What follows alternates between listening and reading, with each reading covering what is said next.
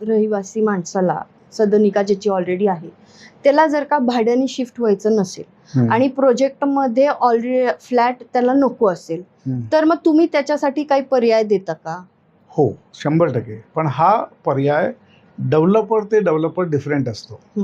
आम्ही असे पर्याय देतो की बाबा आजची मार्केटप्रमाणे जे तुमची किंमत आहे ते तुम्ही घेऊन आम्हाला ते राईट्स ट्रान्सफर करू शकतात आणि डेफिनेटली ते जुने राहतात तिथे त्यांना ट्रान्सफरचे किंवा रेंटमध्ये काय असेल थोडंसं प्रीमियम द्यायचे आम्ही प्रयत्न करतो. हे आम्ही पर्याय देतो. पण काही वेळेस छोटा डेव्हलपर असेल आणि त्याच्याकडे फायनान्शियल नसेल, तो जर हे जुने घर विकत घेण्यात गेले तो प्रकल्प पूर्ण होऊ शकत परवडू शकत नाही.